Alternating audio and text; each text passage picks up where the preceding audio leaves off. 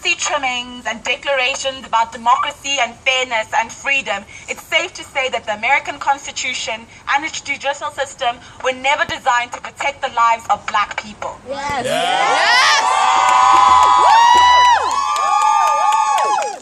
It's safe to say that when the founding fathers spoke about the rights to which all Americans are entitled, they did not mean to include black men, women, and non-binaries for that matter. Exactly. Yeah. When we say Black Lives Matter, we do not mean to be exclusive. We do not mean to prioritize our lives over others. We do not mean to be divisive. And I'm angry that I have to explain this to people, but we have to assert our humanity in a world that has ignored it for centuries. Exactly.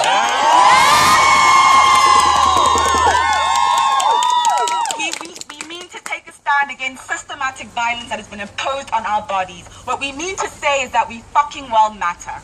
Yes. I'm not going to go into the details surrounding Mike Brown's death. Sorry.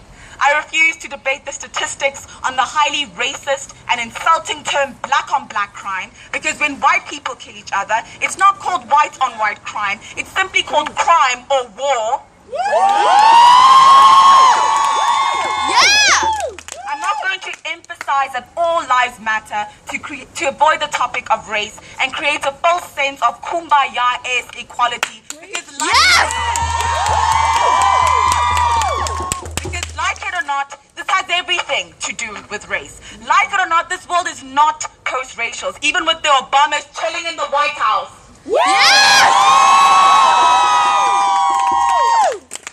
This society will become post-racial is when it doesn't refer to a white kid who smokes weed, shoplifts, and bunks school as lost and in need of help, whilst dismissing black kids who do the same as thugs. It will be post-racial when black students do not have to attend lectures, tutorials, seminars, and whatever the hell else with people who make AIDS jokes and Ebola jokes. Post-racial when our university doesn't dismiss incidents of blackface as a mistake. It will be post-racial when it doesn't hold the bodies and lives of cisgender and transgender black women in the lowest regard. It will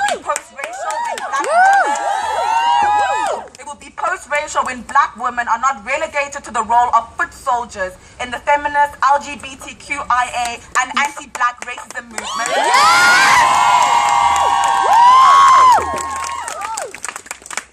It will be post-racial when, non-black...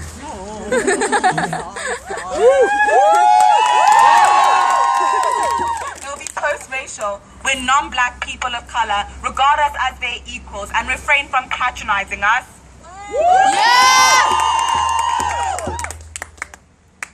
It will be post-racial when we don't have to host marches like this to say to people that black people are humans. Exactly, yes.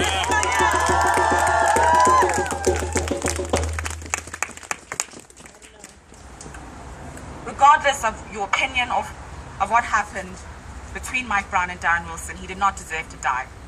Whether he allegedly shoplifted a pack of cigarillos or attacked Darren Wilson to leave him with a razor burn on his cheeks, he did not deserve to leave his family and friends in unspeakable grief.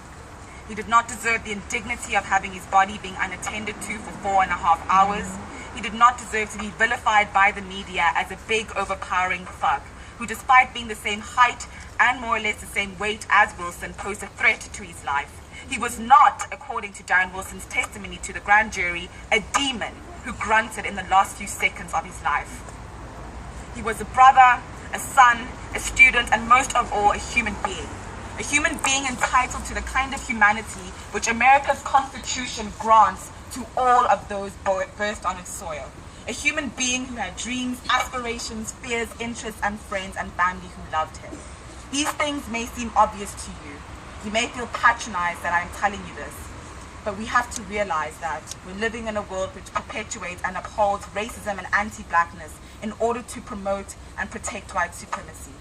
We live in a world which posits whiteness as something we need to defend and aspire to, and blackness is something that deserves to be vilified and destroyed.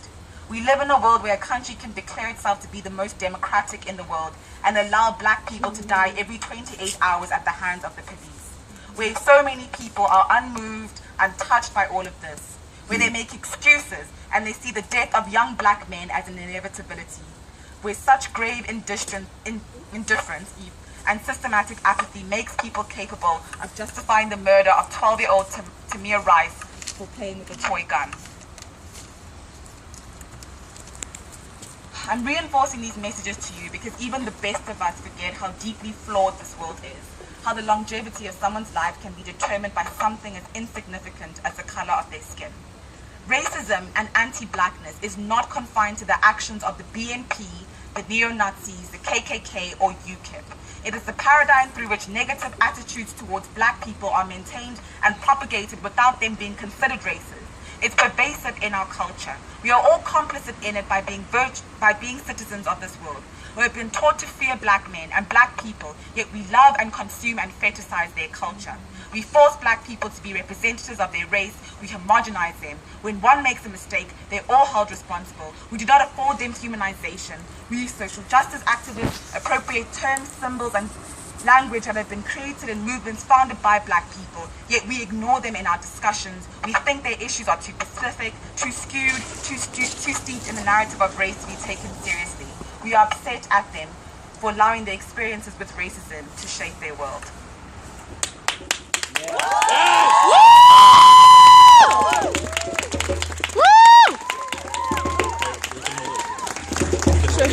Thank you.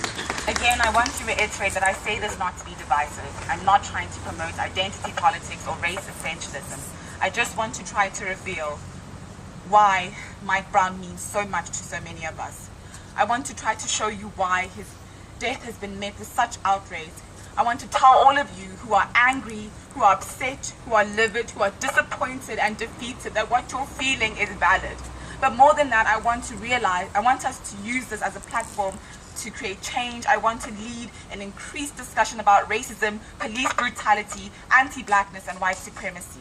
I want to stand in solidarity with activist groups in Ferguson and across America who are working so hard to promote a message of peace, hope, and change. These groups are conveniently ignored in order to promote a narrative of black people being destructive. They are the Black Youth Project 100, the Dream Defenders, the Millennials for Justice, the Don't Shoot Coalition. The others are a small subset. I cannot comment on the actions of looters, because if I lived in a country where the police, legal system, and government did not give an unapologetic fuck about my life, I can't say I wouldn't do the same. I propose that we not be apathetic, ahistorical, and post-racial when we know that such behavior leads to more problems. Let us talk, let us act, and let us walk in the name of fighting for Mike Brown's humanity and dignity. Let us not lead black people to think that the only unalienable right that they are entitled to is death. Thanks. Yeah!